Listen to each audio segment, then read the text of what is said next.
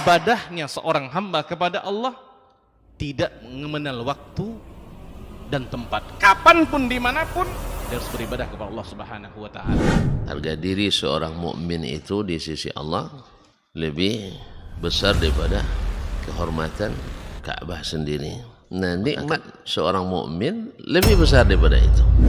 Man amila li akhiratihi kafahu Allahu amra dunia.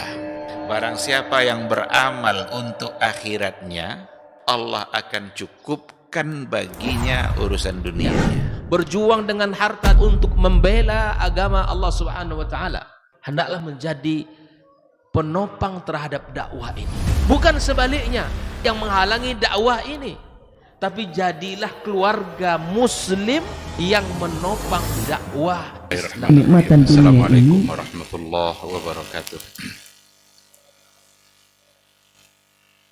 Innal hamdalillah nahmaduhu wa nasta'inuhu wa nastaghfiruh wa na'udzu billahi min shururi anfusina wa min sayyiati a'malina.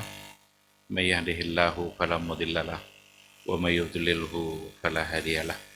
Asyhadu an la ilaha illallah wahdahu la syarikalah wa asyhadu anna Muhammadan abduhu wa rasuluh la nabiyya wa la rasula ba'dah.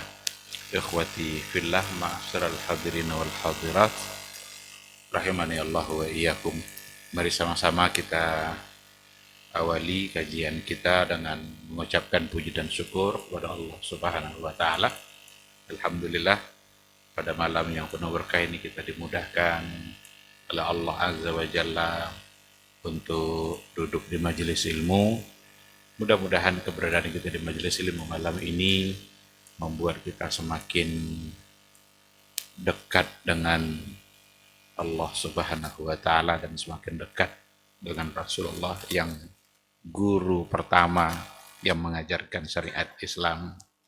Ikhwati fillah, kita berharap di masa-masa yang akan datang, umur yang masih diberikan oleh Allah hendaknya selalu kita gunakan untuk beramal saleh. Salah satunya adalah untuk talabul ilmi. Sama-sama kita juga harus bersalawat dan salam untuk Rasul kita yang mulia, Nabi Muhammad sallallahu alaihi wasallam. Allahumma salli ala Muhammad wa ala ali Muhammad. Mudah-mudahan kita semakin mencintainya, mudah-mudahan kita semakin merindukannya, dan kita berharap cinta dan rindu yang sudah kita buktikan membuat kita bisa selamat di hari mahsyar. Semoga kita semua bisa mendapatkan syafaat dan pertolongan dari beliau atas izin Allah Subhanahu wa Ta'ala. Ikhwati fillah, ma'asyiral hadirin wal hadirat, rahimani Allahu wa iyyakum. Kembali pada malam hari ini kita melanjutkan kajian kita dengan tema besarnya adalah Maqasidu as-Sunnatin Nabawiyah. Yang terakhir yang kita bahas, kita baru membahas persoalan definisi, ta'rif, apa itu sunnah Nabi. Kita sudah sampaikan bahwa sunnah Nabi itu adalah sesuatu yang disandarkan kepada beliau, baik dalam bentuk perkataannya, ataupun dalam bentuk perbuatannya, ataupun bahkan dalam bentuk takrir. Takrir itu ketika Nabi mendiamkan perbuatan yang dilakukan oleh salah seorang sahabatnya. Maka ketika diam Nabi itu berarti di situ ada hukum, dan hukumnya adalah hukum mubah. Ada kebolehan untuk melakukan sesuatu itu karena Nabi tidak melarangnya. Nah, dari sini kita nanti akan melanjutkan, karena para ulama sudah sepakat untuk mengatakan bahwa sunnah itu adalah sumber hukum yang kedua setelah Al-Quran.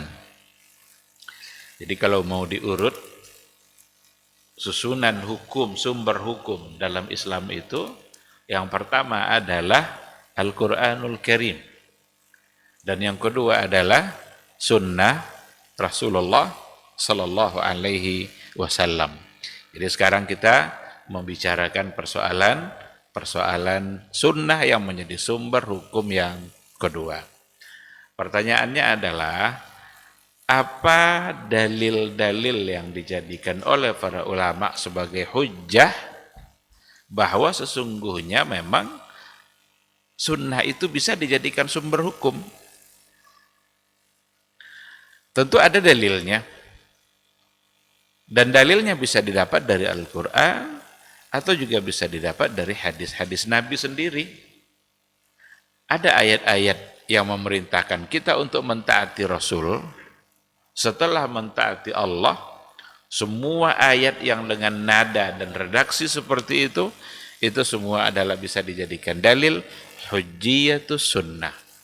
Bahwa sunnah itu adalah hujjah yang harus kita pegang, yang harus kita ambil untuk kemudian kita laksanakan dalam kehidupan keseharian kita. Kita lihat salah satu dari contoh. Dalam Al-Quranul Karim, surat An-Nisa ayat 59, dikatakan oleh Allah Subhanahu wa Ta'ala, Bismillahirrahmanirrahim, Ya ayyuhalladzina amanu, ati'u Allah wa ati'ur Rasul, wa ulil amri minkum. Ini dalil yang oleh para ulama, kalau bicara tentang hujjiyatus sunnah, selalu ayat ini dimasukkan. Ayat ini adalah ajakan bagi orang-orang beriman. Hai orang-orang yang beriman. Jadi awal dari ayat ini adalah Ya ayyuhallazina amanu. Ibnu Abbas mengatakan, atau Ibnu Mas'ud mengatakan, kalau seandainya dalam Al-Quran ada kata Ya ayyuhallazina amanu, maka setelah itu pasti ada imma perintah untuk dilaksanakan atau larangan untuk ditinggalkan. Jadi kalau seandainya ketemu dalam Al-Quran kata Ya ayyuhallazina amanu, setelah kata Ya ayyuhallazina amanu itu pasti ada, kalau bukan perintah untuk dilaksanakan atau adalah larangan untuk ditinggalkan. Karena tidak mungkin tiba-tiba Allah memanggil dan dipanggil untuk sesuatu yang tidak ada apa-apa, mustahil. Pasti ada sesuatu. Nah, yang ada dalam ayat ini, Ya ayyuhalladzina amanu ati'ullah wa ati'ur rasul wa ulil amri minkum. Hai orang-orang beriman, maka taatlah kalian kepada Allah dan taat pula lah kalian kepada Rasul wa ulil amri minkum, dan kepada ulul amri di antara kalian. Ulul amri itu kalau dalam persoalan agama berarti ulama.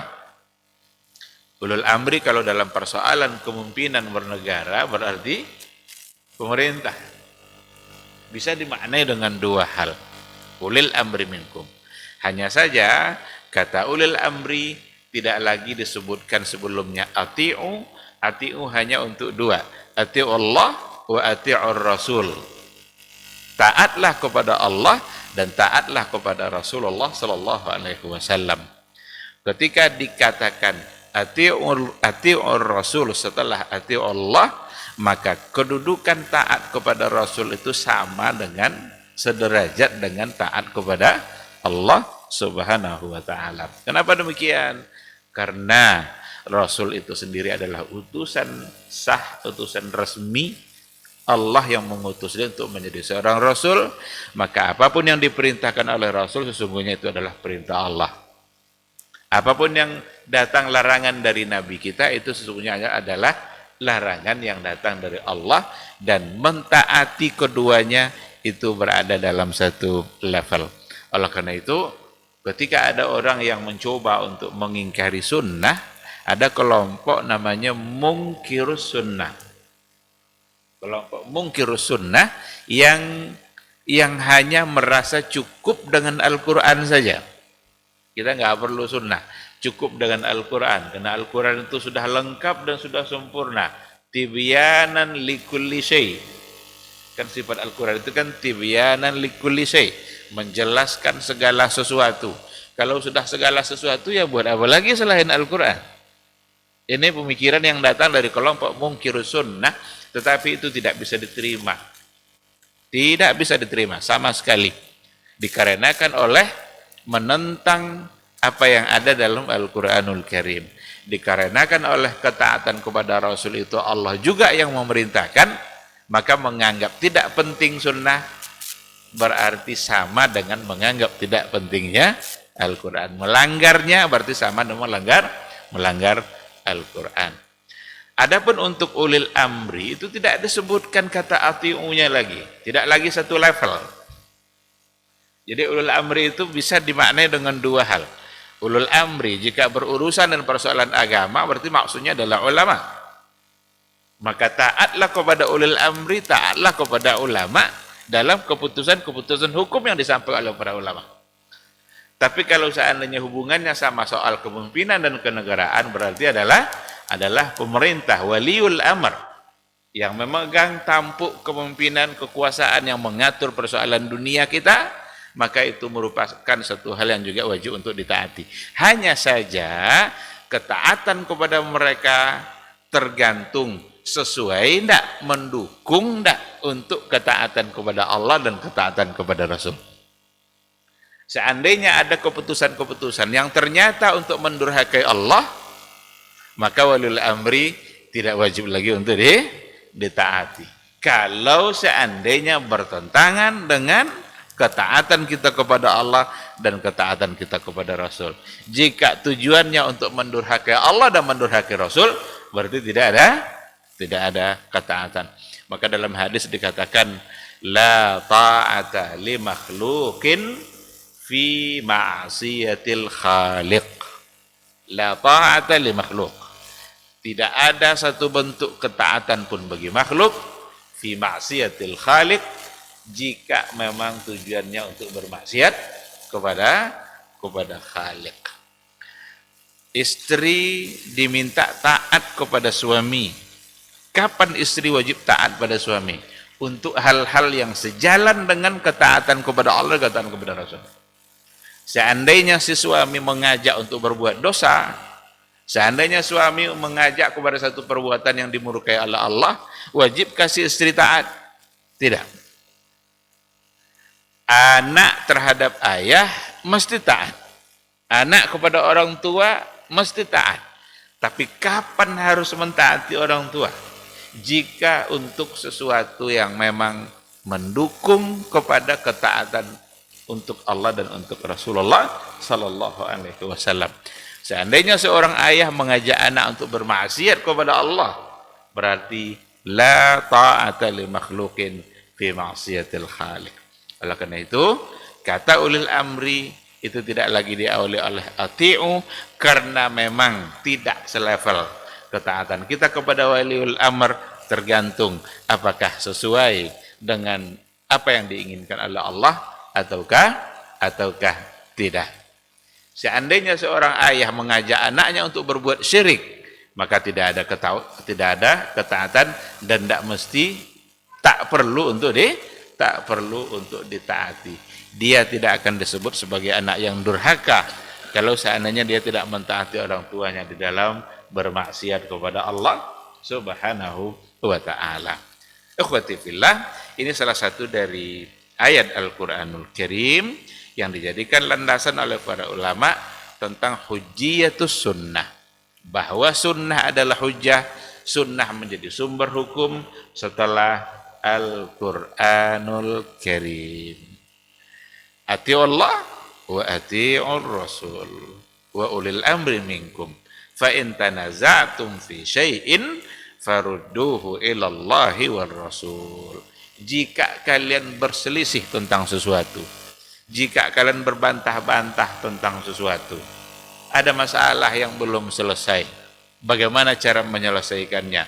Farudduhu ilallahi war rasuli, maka kembalikanlah kepada Allah dan kepada Rasul.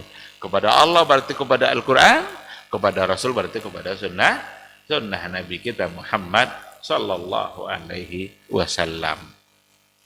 Ketika dikatakan kembalikanlah kepada Allah dan Rasul, berarti kembali kepada Quran dan sunnah.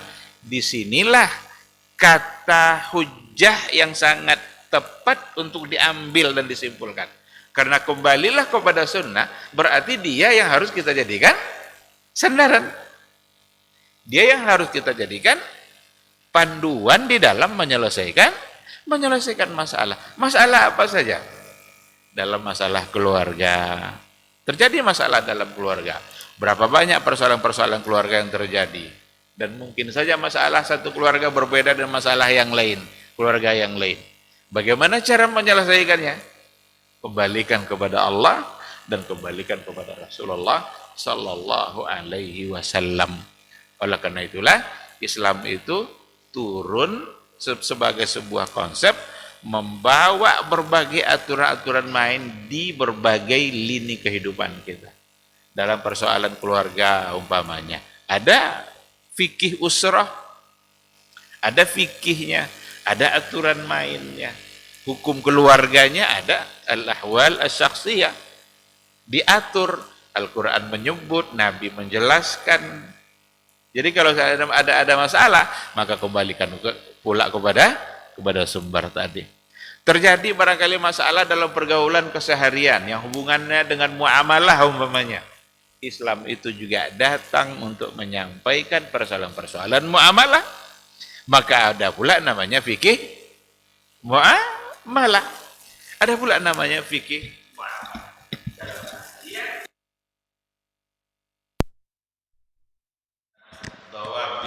kriteria bagaimana kita bermuamalah di tengah-tengah masyarakat di saat kita menjalani kehidupan kita. Muncul pula persoalan-persoalan dalam masalah ibadah umpamanya. Terjadi perselisihan-perselisihan di dalam persoalan ibadah. Gimana pula cara menyelesaikannya? Kembalikan pula kepada apa yang telah diatur oleh agama kita melalui Al-Quran dan Sunnah. Bagaimana Nabi mengajarkan, itulah yang harus menjadi pegangan. Terjadi pula permasalahan dalam akidah, dalam persoalan tauhid. Mana yang iman, mana yang syirik, mana yang benar-benar disebut tauhid, mana yang akan dapat menggerogoti nilai-nilai tauhid. Dan itu adalah syirik. Terjadi pula perselisihan. Ini ndak nih, ini syirik, ini ndak, ini syirik. Untuk menjelaskannya, saat terjadi perselisihan, fa in tanaza'tum farudduhu ilallah war rasul. Kembalikan kepada Allah dan kembalikan pula kepada Rasulullah sallallahu alaihi wasallam. Artinya kembalikan kepada Al-Qur'an dan kembalikan kepada sunnah Nabi. Maka ketika dikatakan kembalikan kepada sunnah, itu sesungguhnya bukti tegas bahwa sunnah adalah hujjah. Sunnah adalah hujjah. Kalau bukan hujjah bagi kehidupan kita, niscaya kita tidak akan diminta untuk kembali kepada sunnah. Berarti sunnah itu hadir untuk menjadi solusi. Oleh karena itu, makanya ketika kita bicara sunnah ini, kita beri judul tema besar kita itu Maqasidus Sunnatin Nabawiyah. Tujuan-tujuan maqasid dari sunnah Nabi. Kenapa sunnah Nabi itu harus ada? Kenapa sunnah Nabi itu memang harus kita taati? Tentu ada tujuannya. Oleh karena itu kita dapat mengatakan kehadiran sunnah itu adalah sebagai solusi, karena memang Allah yang menyuruh untuk kembali kepada Al-Quran dan sunnah Nabi-Nya. Itu satu ayat yang pertama yang dijadikan sebagai landasan hujjiyatus sunnah. Ada di antara ayat yang lain dikatakan juga oleh Allah Subhanahu wa taala dalam surah Al-Hasyr ayat 7, kata Rasul, "Wa ma atakumur rasulu fakhudhuhu wa ma nahakum anhu fantahu." Apa yang Rasul datangkan kepada kalian, fakhudhuhu, ambil itu, pegang itu, apa yang disampaikan oleh Nabi kalian. Wa ma nahakum anhu, dan apapun yang dilarang oleh dia, fantahu, maka hentikan. Ini ayat, ini firman Allah yang memberikan ketegasan tentang kedudukan Nabi. Karena ini Allah langsung bilang nih, wa ma atakumur rasul, apa yang datang dari Rasul. Kalau yang datang dari Rasul ya berarti dalam bentuk aturan-aturan main, perintah-perintah atau larangan-larangan. Apa contoh? La tashrabu bishimal. Ini contoh nih. La tashrabu bishimal.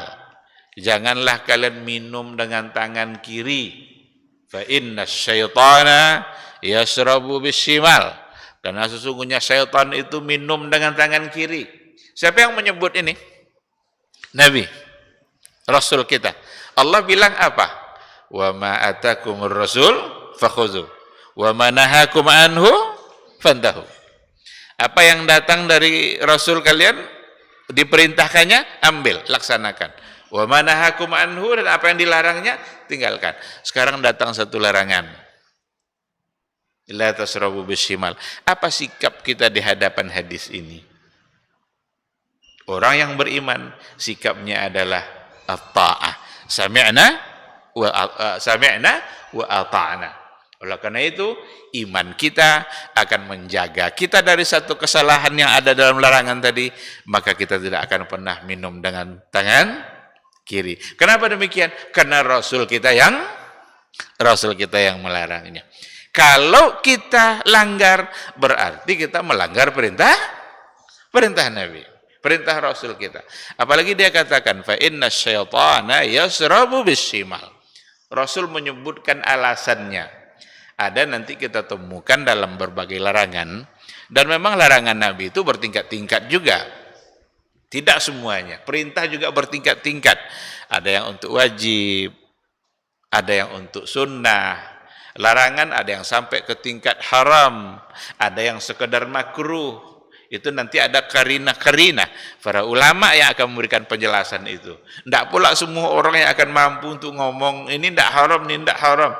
Ada karina, ada alasan, ada indikasi yang memang memalingkan hukum itu kepada selain haram atau selain daripada hukum wajib. Biasanya ketika disebutkan alasan, itu cenderung memang untuk menunjukkan sesuatu yang sampai kepada haram. Kalaupun ingin disebut makruh, jadinya makruh tahrim. Makruh yang memang mendekati kepada haram. Yang hadis tadi itu ada karinahnya. Ada Nabi menyebutkan alasannya. Fa inna syaitana yashrabu bishimal. Karena syaitan minum dengan tangan kiri. Samalah dengan mubadzir. La tubadziru. Kan gitu? Janganlah kalian mubadzir. Innal mubadzirina kanu ikhwana syayatin. Karena orang-orang mubazir itu adalah saudara-saudaranya syaitan. Maka melalui larangan itu, Nabi ingin kita tidak berbuat sama seperti yang dilakukan oleh syaitan. Jangan sampai kita sama perbuatan kita dengan perbuatan syaitan. Adalah Rasul Shallallahu Alaihi Wasallam bersama para sahabat. Ada satu di situ anak yang masih kecil. Anak yang masih kecil ini nampak oleh Nabi ketika itu etika dan adab makannya ketika itu kurang. Salah satu dari pesan Nabi pada anak kecil itu, Nabi bilang begini, ya gulam, hei anak kecil, samillah, baca bismillah, wakul biyaminik, dan makanlah dengan tangan kananmu. Ini perintah ke tangan kanan, larangan tangan kiri. Kul biyamini, makanlah dengan tangan kananmu. Wa kul mimma yalik, dan makan pula lah yang makanan yang dekat-dekat yang bisa kamu jangkau.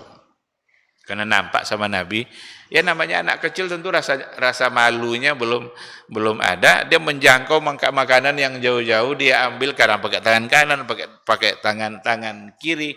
Sehingga Nabi ingin mengajarkan seorang anak kecil adab-adab dalam makan yang ternyata samillah, mulai dengan bismillah, makan dengan tangan kanan, dan kemudian makan ambil yang dekat-dekat yang terjangkau oleh tangan sendiri.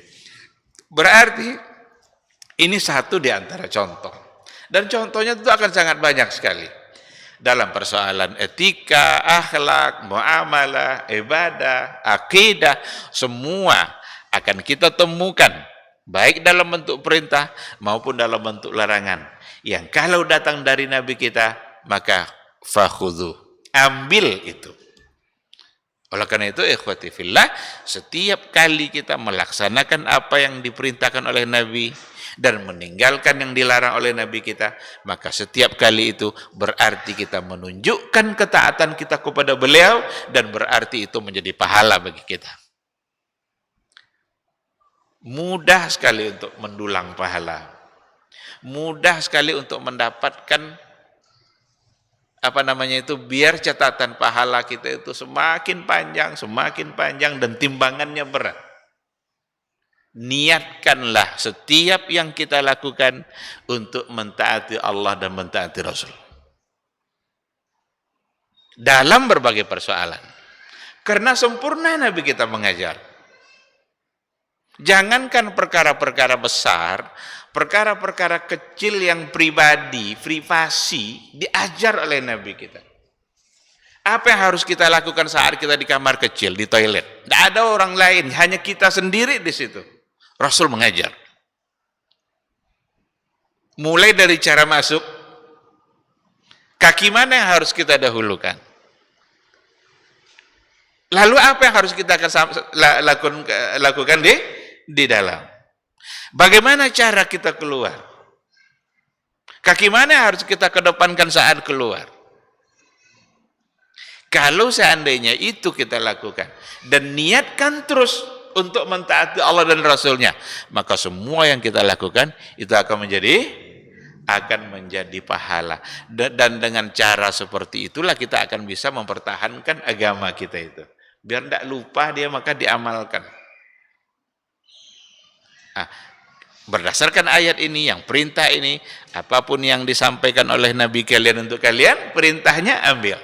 Dan apapun yang dilarang, maka tinggalkan. Bisa saja kita dalam keadaan bersendiri, tidak ada siapa-siapa, dengan keikhlasan hati mengerjakan apa yang diperintahkan oleh Allah dan Rasul kita, maka insya Allah semua itu akan membawa kebaikan dan membuat kita meraih pahala yang besar insya Allah. Nabi paling suka, atau Nabi mengajarkan kita bahwa sesungguhnya beliau suka memulai sesuatu dengan sebelah kanan. Dalam hadis dikatakan seperti itu. Saya kira hadis ini sudah sering kita ulang-ulang. Amal-amal mudah sering dalam keseharian kita lakukan, sangat mudah biar mendapat pahala. Dalam hadis itu apa bunyinya? Rasulullah SAW yuhibbut tayammun fi tana'ulihi wa tarajjulihi.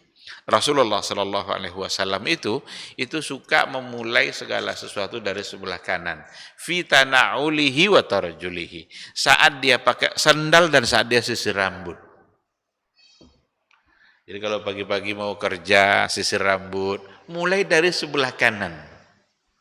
Saat kita sisir rambut dan memulainya dari sebelah kanan, lalu kita niatkan itu untuk mengikuti Nabi kita, maka jadi pahala.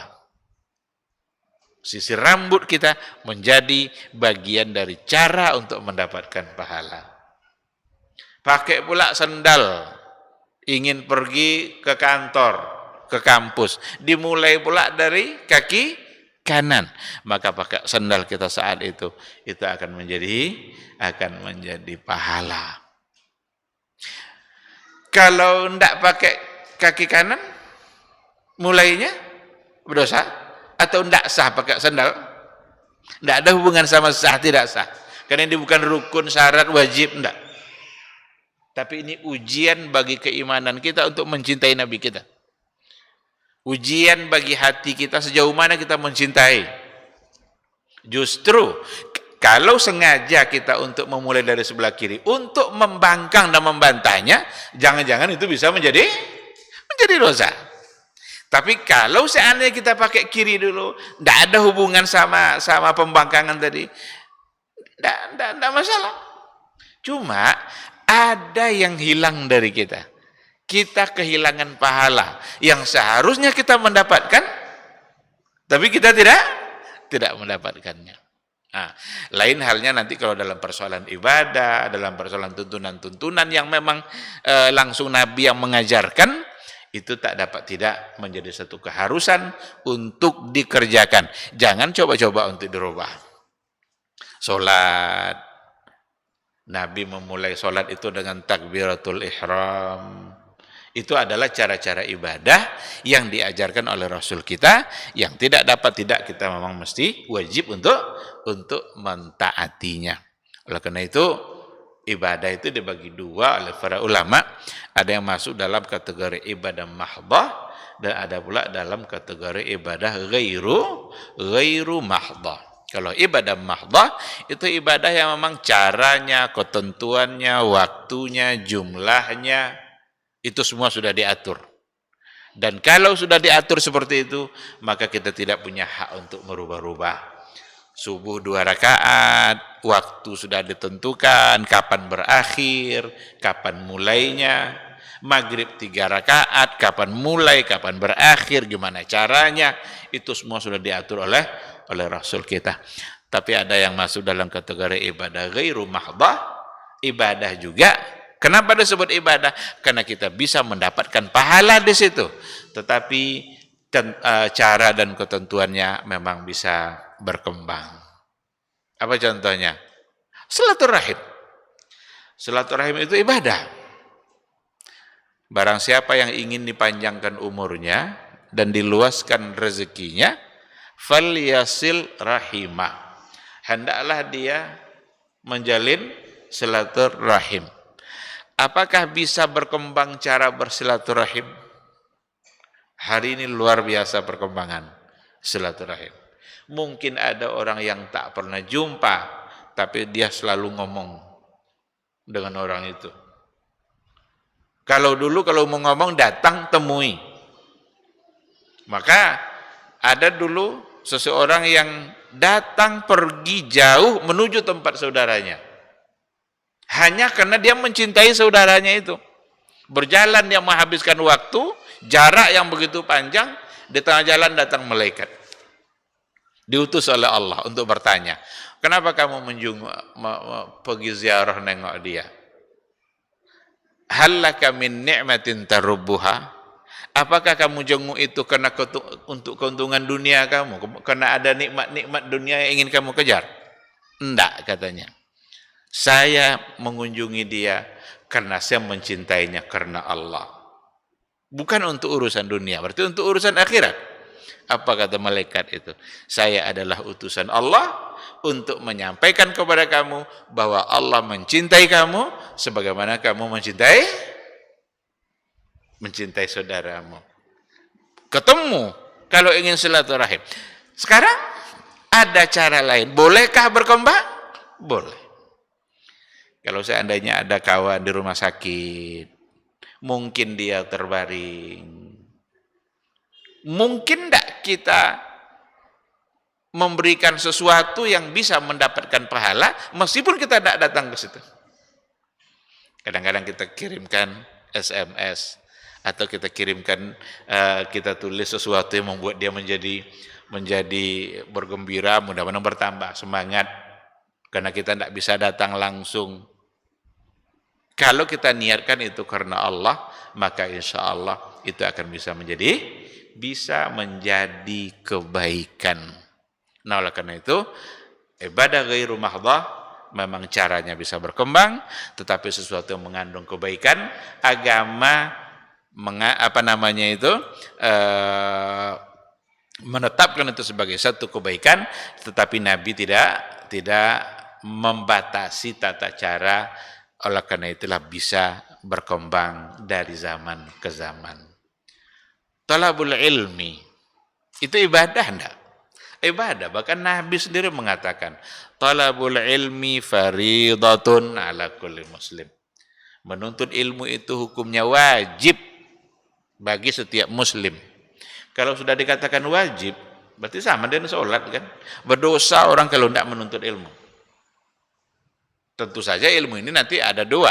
Ada ilmu yang sifatnya fardu ain, Ada ilmu yang sifatnya fardu kifayah dan hukumnya nanti tergantung pembagian ilmu itu. Hukum yang bersifat ilmu yang bersifat fardu ain, maka mempelajarinya juga fardu ain. Apa contoh? Salat, taharah, berwudu. Itu fardu ain itu. Rasul kita mengatakan la yaqbalullahu salata ahadikum idza ahdatsa hatta yatawadda. Allah tidak menerima salat seseorang jika dia berhadas sampai dia bersuci, berwudu. Berarti bersuci adalah syarat sah salat. Kalau bersuci syarat sah salat, tidak paham bersuci, berarti salat menjadi tidak. Apa hukum mempelajari berwudu? Wajib dan fardu ain. Tidak bisa diwakil-wakili itu. Kalau tidak dipelajarinya, lalu tidak sah solatnya, tanggung di akhirat. Dia tidak bisa beralasan, saya kan tidak pandai berwudu, tidak bisa. Allah akan tanya, kenapa tidak pandai?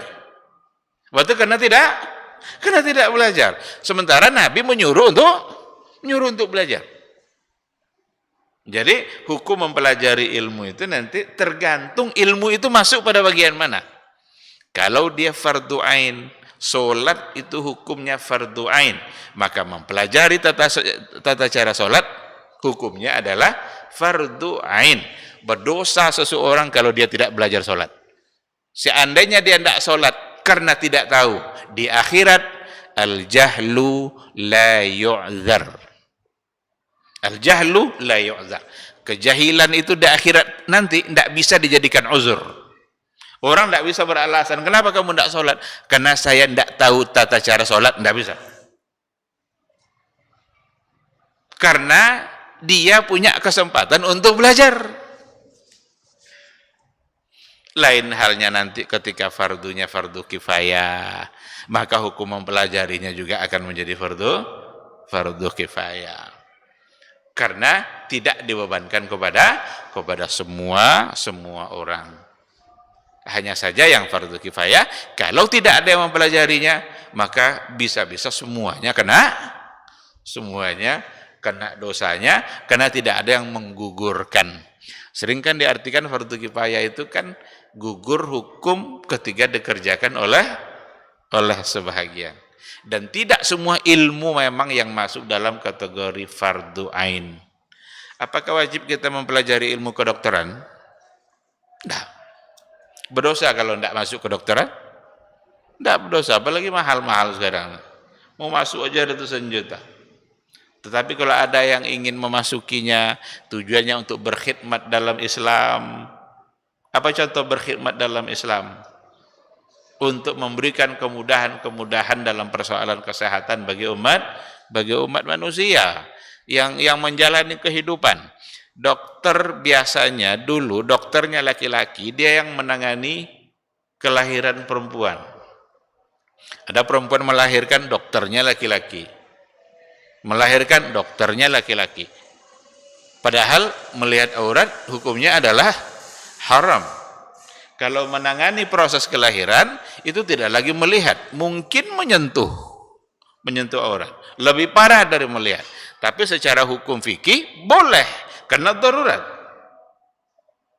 Tidak berdosa dia. Nah, sekarang ada seorang perempuan. Oh, kalau gitu, biarlah saya yang mempelajari persoalan ini. Biar berkurang sedikit persoalan darurat ini. Nanti ketika wanita-wanita muslimah melahirkan, saya yang menanganinya. Berpahala enggak dia? Berpahala. Besar pahalanya itu. Tapi wajibkah semua wanita mempelajari itu? Enggak. Karena hukumnya bukan fardu ain, itu hanya sekedar fardu kifayah. Nah, ikhwati fillah, jadi ada banyak hal yang datang dari Rasul kita. Belajar itu sesuatu yang diperintahkan oleh Nabi kita, bahkan yang mengatakan hukumnya adalah wajib, sehingga kita duduk di majelis ini sesungguhnya adalah bagian dari ibadah. Bagian dari ibadah. Berpahalakah? Insya Allah besar sekali pahala. Banyak sekali fadilah-fadilah yang disampaikan oleh Rasul kita tentang kemuliaan berada di majelis ilmu. Maka jangan pernah ragu untuk sering-sering duduk di majelis ilmu. Jangan pernah ragu. Tidak pun dapat ilmu pulang, duduk di majelis itu aja dulu sudah mendapatkan mendapatkan pahala. Apalagi dengan membawa ilmu sampai di rumah. Bisa pula dia mengajarkan kepada istrinya, bisa pula mengajarkan kepada anaknya. Dia mengajarkan kepada anaknya itu saja, dia sudah mendapatkan pahala. Nah, oleh karena itu, sebagai seorang ayah sebenarnya juga seperti itu. Ada hal-hal yang dia harus lebih dulu memberitahu kepada anaknya sebelum orang lain. Karena ketika dia memberitahukan itu kepada anaknya, lalu anaknya mengamalkannya, maka jadi amal jariah bagi dia untuk selama-lamanya. Sebelum orang lain yang mengajarkan. Kadang-kadang orang tua cenderung menyerahkan anaknya semata-mata kepada orang lain. Dia sendiri tidak ingin ambil bagian di sini. Hilang berapa banyak pahala yang akan didapat oleh seorang ayah. Seandainya seorang ayah mengajar anaknya sholat, lalu anaknya itu sholat dengan pengajaran ayahnya, akan menjadi pahala bagi orang tuanya ilmu yang sudah diajarkan. Setelah itu baru diperkuat oleh orang lain. Nah, begitu cara agar kita bisa mendapatkan kebaikan dan pahala. Setiap detik waktu kita insya Allah bisa mendatangkan pahala. Karena waktu Isya sudah masuk, kita akan jawab dulu suara azan. Insya Allah nanti kita sambung setelah azan. Ibadah. Bismillahirrahmanirrahim. Alhamdulillah wassalatu wassalamu ala Rasulillah wa ala alihi wa sahbihi wa mawalah. Ikhwati fillah, ma'asyiral hadirin wal hadirat, rahimani Allah wa iyyakum. Kita sambung sedikit materi kita. Tadi sudah kita sampaikan dari ayat-ayat Al-Qur'an yang sebagai dalil bahwa sunnah Nabi itu adalah sebagai hujjah bagi kehidupan kita. Artinya, sesuatu yang datang dari Nabi itu adalah perkara yang mesti kita taati karena memang dia datang untuk membimbing kita. Sekarang kita lihat dari hadis, dari yang disampaikan oleh Nabi kita. Apa kata Rasul? Salah satunya adalah, ini hadis riwayat Imam Bukhari. Qala Rasulullah sallallahu alaihi wasallam, Rasul sallallahu alaihi wasallam berkata, kullu ummati yadkhulunal jannah. Semua umatku akan masuk surga. Pasti masuk surga. Semua umat Nabi Muhammad sallallahu alaihi wasallam masuk surga. Illa man aba. Kecuali yang tidak mau. Rupanya ada yang tidak mau. Jadi Nabi menjamin semua umatku masuk surga. Illa man aba, kecuali yang enggan. Lalu sahabat berkata, ya Rasulullah, wa man aba, wa man ya'ba. Ya Rasul, siapa yang tidak mau? Apa ada orang yang tidak mau? Apa kata Nabi? Qala, Nabi berkata, man ata'ani dakhalal jannah. Siapa yang mentaati saya, maka masuk surga. Wa man asani faqad aba. Tapi siapa yang mendurhakai saya, itulah yang enggan untuk masuk surga. Jadi semua akan masuk ke dalam surganya Allah, kecuali yang tidak mau. Yang taat berarti mau. Yang mendurhakai berarti enggan masuk surga. Jangan kata Nabi, iya kata dia. Iya kata Nabi, enggak katanya. Berarti dia enggan untuk sejalan, seiring bersama Nabi. Berarti beda jalan kan? Nabi jalan terus sampai surga. Orang yang ikut jalan Nabi ini, sampai pula dia akan berujung perjalanannya itu ke surga, di mana Nabi akan memasukinya. Tapi kalau seandainya sudah merubah jalannya, berarti sudah mendurhakainya. Nabi bilang ke kanan, dia belok kiri. Nabi bilang ayo ke sini, dia ke sana. Kira-kira sampai enggak dia nanti ke ujung di mana Nabi berhenti? Enggak. Pasti akan berbeda ujungnya. Nabi sampai ke surga yang berbeda, akan sampai ke nerakanya Allah. Maka ini salah satu dari riwayat yang dijadikan alasan oleh para ulama sebagai hujjiyatus sunnah, bahwa sunnah Nabi itu adalah hujjah yang kalau kita ikuti berarti itu bentuk ketaatan, tapi kalau seandainya kita tidak mengikutinya, berarti itu bagian dari kedurhakaan, dan orang-orang mendurhakainya berarti adalah orang-orang yang enggan untuk masuk surga. Ada hadis yang kedua, di antaranya ini riwayat Imam Malik. Qala Rasulullah sallallahu alaihi wasallam, Rasul kita berkata, taraktu fikum amraini, setinggalkan untuk kalian dua perkara. Lan tadillu ma tamassaktum bihima, kalian tidak akan pernah tersesat jika kalian berpegang kepada dua warisan itu.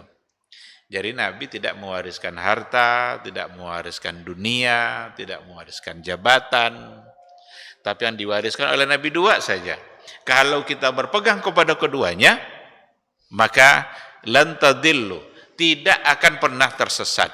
Apa yang dua itu? Kitab Allah wa sunnata Nabi. Kitab Allah berarti Al-Quran, wa sunnata Nabi, dan sunnah Nabinya. Ketika sunnah Nabi disejajarkan dengan Al-Quran dalam hadis ini, kitab dan sunnah Nabi, berarti sunnah Nabi adalah jalan yang menghindarkan kita dari kesesatan. Selagi kita berada di atas sunnah beliau, maka kita tidak akan pernah tersesat. Dan inilah bentuk dari kehujahan yang namanya sunnah. Ikhwati fillah, itu dari hadis Nabi. Para ulama sudah ijma. Ijma itu sepakat, konsensus para ulama untuk mengatakan bahwa sunnah itu adalah sebagai sumber hukum yang kedua, dan ia menjadi hujah bagi kehidupan umat muslim. Bagi kehidupan umat manusia, sunnah mesti ditaati, sunnah mesti muttaba'ah, sesuatu yang harus diikuti karena memang dia datang untuk menjadi panduan. Baik, ikhwati fillah, ada satu pertanyaan terakhir sebelum kita bertanya jawab. Apakah sunnah Nabi itu diikuti hanya saat beliau hidup saja, atau sampai nanti hari kiamat? Sunnah Nabi diikuti bukanlah untuk pada saat dia hidup saja, tetapi diikuti untuk sampai hari kiamat nanti. Berkewajiban untuk mengikuti sunnahnya. Orang-orang yang dulu menganggap hanya diikuti pada masa dia hidup, itu dihukumkan sebagai orang yang murtad. Dihukumkan sebagai orang yang sudah keluar dari agama, maka Abu Bakar memeranginya. Ada orang yang ketika Nabi sudah wafat, mereka tidak mau lagi untuk membayar zakat. Dikiranya pembayaran zakat itu hanya untuk Nabi ketika Nabi masih hidup. Setelah Nabi sudah wafat, dia menolak untuk membayarnya. Maka muncullah sekelompok mani'uz zakat yang menolak untuk membayarkan zakat. Tetapi Abu Bakar As-Siddiq sebagai khalifah yang menggantikan Rasulullah SAW dalam persoalan dunia, dalam memimpin persoalan perjalanan keduniaan dan agama mereka, Abu Bakar As-Siddiq menganggap ini bahaya. Karena kalau dia menolak zakat, pada akhirnya nanti dia juga akan menolak sholat. Bahkan pada akhirnya lagi mungkin juga akan menolak la ilaha illallah. Maka diperangilah oleh Abu Bakar orang-orang yang bersifat seperti itu, yang punya sikap seperti itu. Itulah yang dikenal dengan harbul murtaddin. Peperangan menghadapi orang-orang yang sudah murtad karena mereka menganggap bahwa ketaatan itu hanya pada masa Nabi itu. Oleh karena itu, mentaati sunnah beliau sampai hari kiamat, dan kalau untuk masing-masing kita berarti sampai kita mati. Berkewajiban untuk mengikuti sunnah Rasulullah sallallahu alaihi wasallam. Dulu para sahabat membela Nabi, langsung membela Nabi secara fisiknya. Nabi ingin diserang, mereka yang menangkis. Nabi ingin dibunuh, mereka yang menghalangi.